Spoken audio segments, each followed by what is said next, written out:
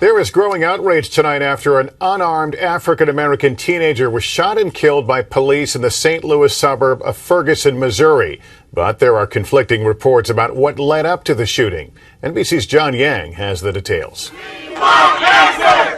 On the streets of Ferguson, Missouri, outrage and anger. Protesters of different ages and races demanding answers in the shooting death of 18-year-old Michael Brown at the hands of a policeman. Investigators said at about noon Saturday, the officer, who hasn't been identified, encountered Brown and another man on the street in an apartment complex. There was a struggle and one of the men pushed the officer into his car. Within the police car, there was a struggle over the officer's weapon. There was at least one shot fired within the car. The struggle spilled out onto the street where Brown, whom investigators say was not armed, was fatally shot. Police shot this man for no reason. Piaget Crenshaw, who took the cell phone video, says she saw those shots from her apartment balcony. He's running this way. He turns his body towards this way, hands in the air, being compliant. He gets shot in his face and chest and goes down and dies.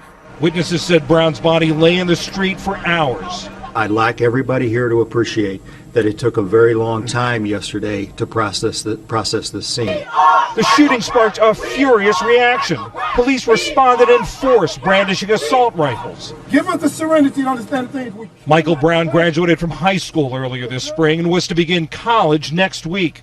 His mother, Leslie McSpadden, has a message for the officer who killed him. You're not God. You don't decide when you're going to take somebody from her. If that was the case, I brought him her. I should have took him from her. That was mine. That belonged to me.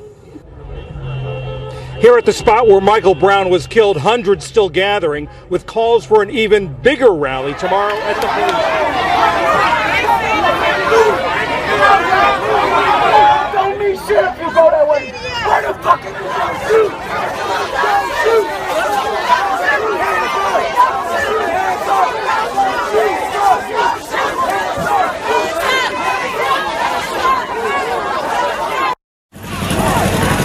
We're out here at a quick trip where the incident started, and looting and ransacking from Trick Trip. Oh! Yeah.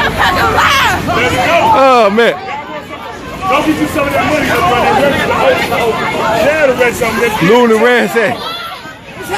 Lord. Wow. Let's go. Get it. I'm not going with that guy. Act me here.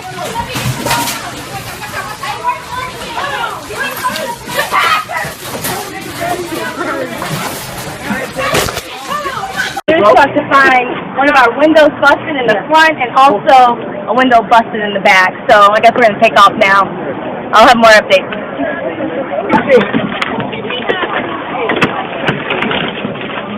Peaceful protests turned violent tonight in Ferguson. What was supposed to be a candlelight vigil has turned into chaos. This video just into our newsroom as protesters began looting the Quick Trip on West Florissant. Dozens of police agencies have descended upon the area. News 4 has live team coverage tonight of the mob scene on West Florissant near Canfield. News 4's Brittany Noble in the middle as the violence began. Brittany.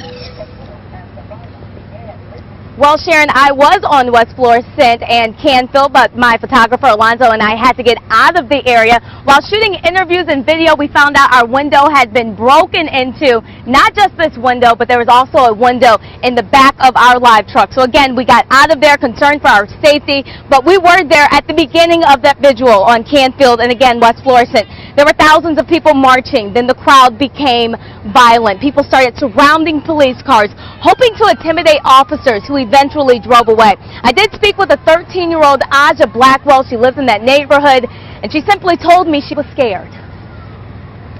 What are you seeing? You said you're scared. What are you seeing? I'm seeing people doing stuff like breaking into stores and stuff and just doing bad stuff. What stores did they break into? Quick Trip. What did they take out? Did you see them run out with anything? Everything. everything. They destroy everything. And you're saying the people are getting disruptive. What was happening? Well, you know, it's not the family, because I'm part of the family. But the people up there started throwing bottles. They caused the police to come down here. It was supposed to be peaceful. That's not peaceful, throwing bottles and beer cans and stuff like that. I've been reaching out to the Ferguson police chief. He has been helpful all weekend long with News 4. I want to know his plans to control the crowd, so I will continue to have updates online and on air. KMOV.com. Live in North County, Brittany Noble, News 4.